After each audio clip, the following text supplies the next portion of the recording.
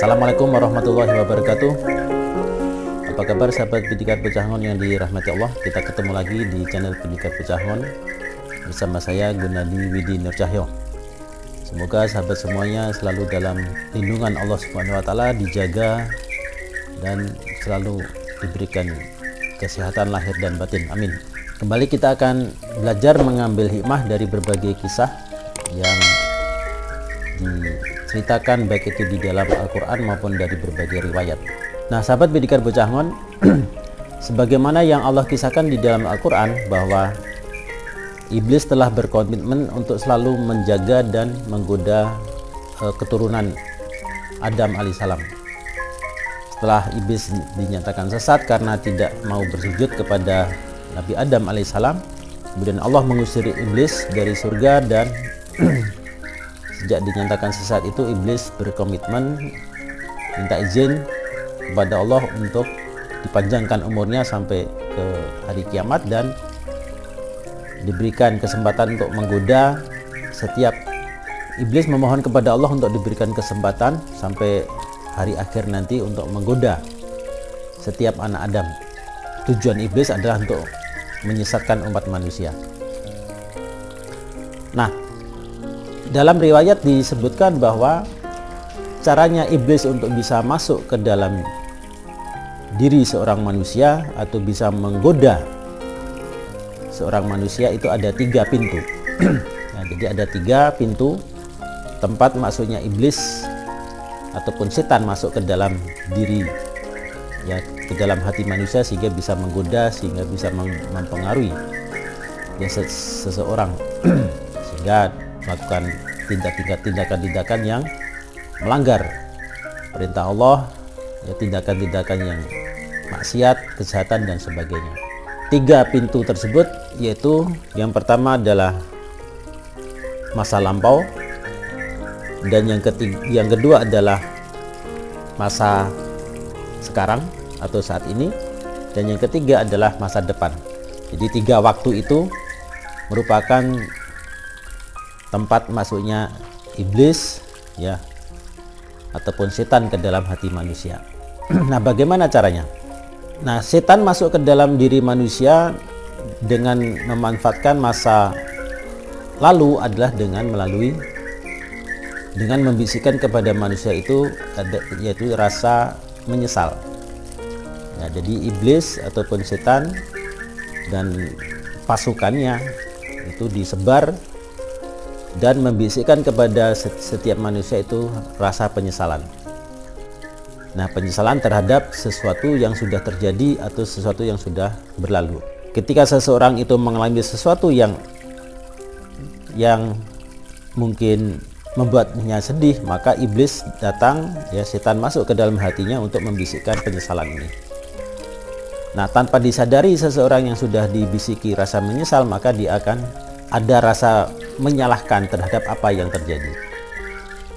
Ya, cenderung dia akan menyalahkan sesuatu yang telah terjadi yang membuat dirinya bersedih ataupun ada sesuatu keinginan yang dia tidak bisa capai atau tidak bisa raih.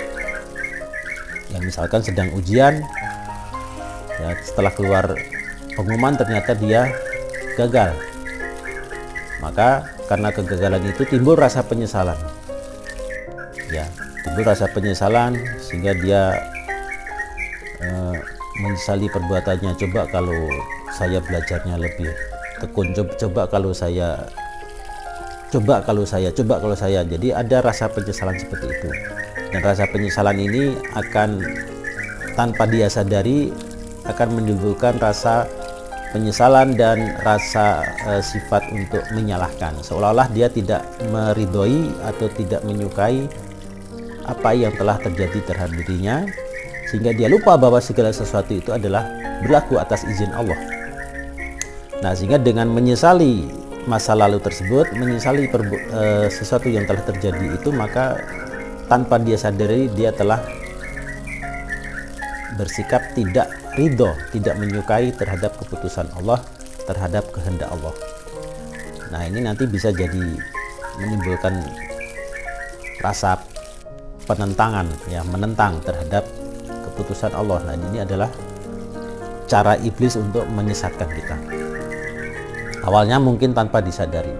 Selain itu banyak contoh-contoh lain, saya kira sahabat bisa mencari contoh sendiri, sesuatu yang membuat dia bersedih atau kecewa karena keinginannya tidak terpenuhi, maka akan timbul penyesalan, ya, atau sekedar menyesali, oh, kenapa aku tadi tidak lewat sini saja, oh, kenapa aku tidak melakukan ini saja, nah, kenapa.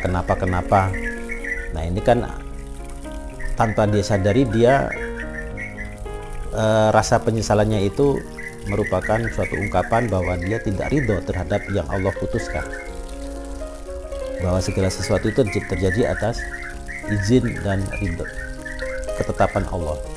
Maka kita sebagai makhluk Allah, sebagai hambanya, kita diwajibkan untuk ridho, ya, kita harus ridho, kita harus ikhlas terhadap apa yang Allah tetapkan terhadap diri kita.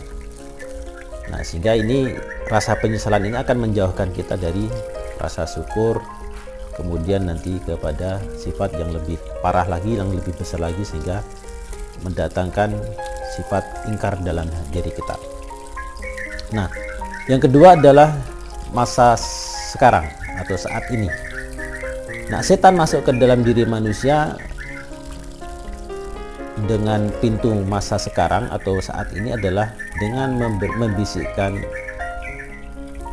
rasa mengeluh, ya, mengeluh terhadap sesuatu yang sedang terjadi.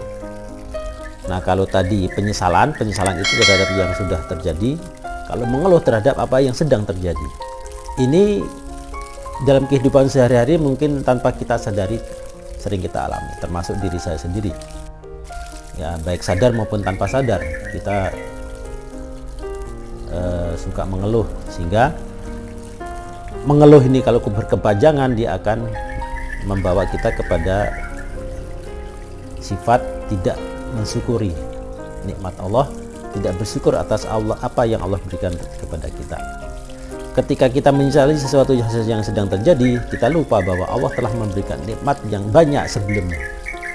Kita lupa dengan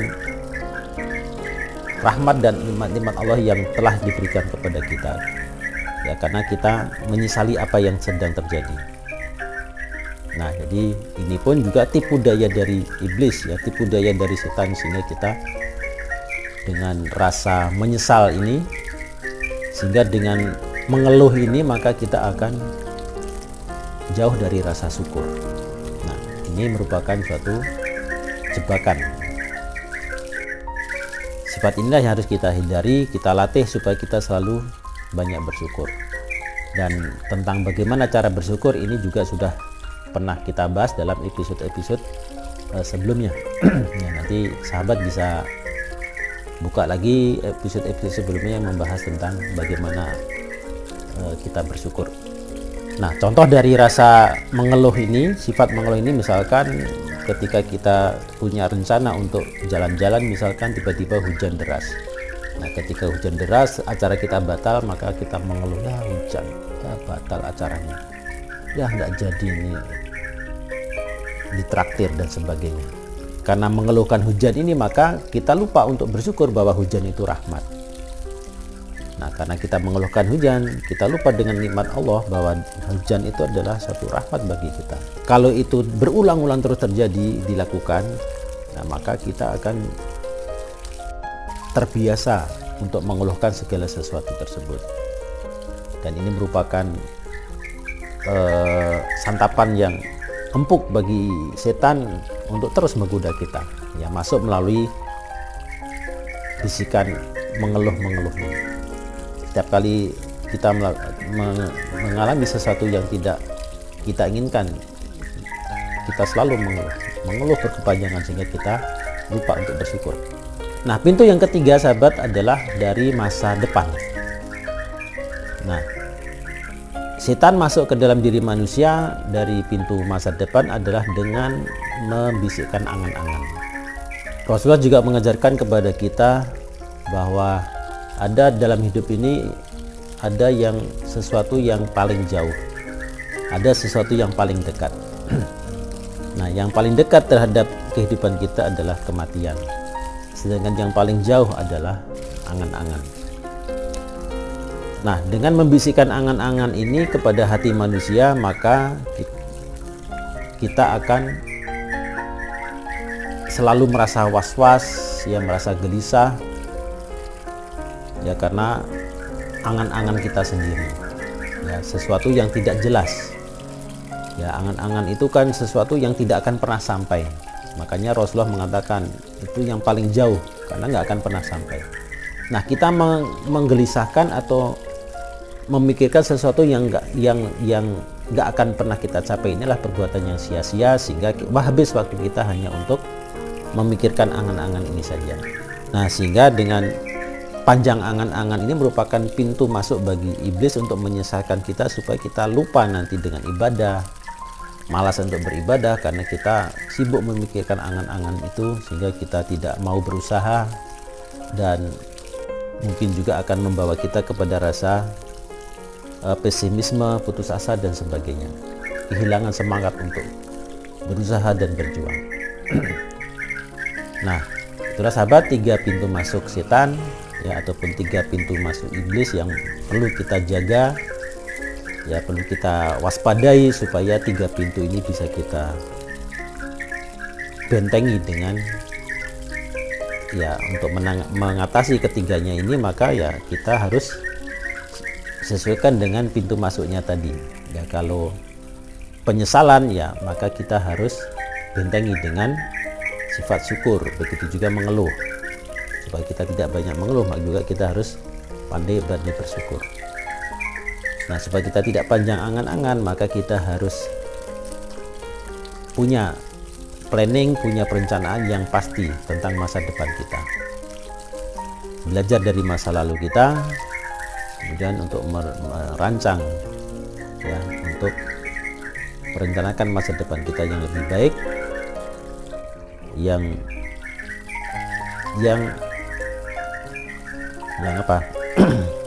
yang dapat memberikan motivasi bagi kita untuk berusaha, untuk ikhtiar dengan segala daya upaya yang kita miliki, dan tentu saja dengan izin Allah, dengan kekuatan dari Allah, karena pada dasarnya kita tidak punya kekuatan apa-apa. Nah, itulah sahabat 3 pintu masuknya setan, mudah-mudahan bisa menjadi peringatan bagi kita masing-masing, ya, termasuk terhadap diri saya, supaya kita bisa menjaga diri, menambah ilmu kita, menambah iman kita, untuk bisa membentengi diri kita dari 3 pintu tadi, supaya tidak mudah kita tergoda oleh bisikan-bisikan setan yang membawa kita kepada perbuatan maksiat. Semoga bermanfaat. Insyaallah kita akan ketemu lagi di episode mendatang dengan kisah dan topik yang berbeda, tetap di channel yang sama, channel Pendekar Bocah Aman. Terima kasih, ulangi. Terima kasih sahabat telah mengikuti dan tetap setia, ya, juga mendoakan channel ini agar channel ini bisa terus berkembang dan membawa manfaat bagi para viewer dan bagi para subscriber, dan bisa memberikan inspirasi bagi kita semuanya. Sekian, akhiri pertemuan kita pada episode ini. Assalamualaikum warahmatullahi wabarakatuh.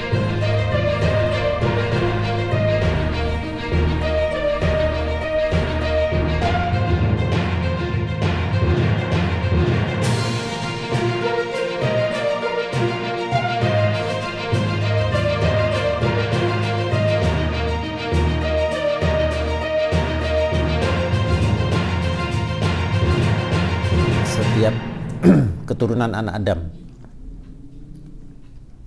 keturunannya anak, merencanakan masa depan kita yang lebih baik, yang apa?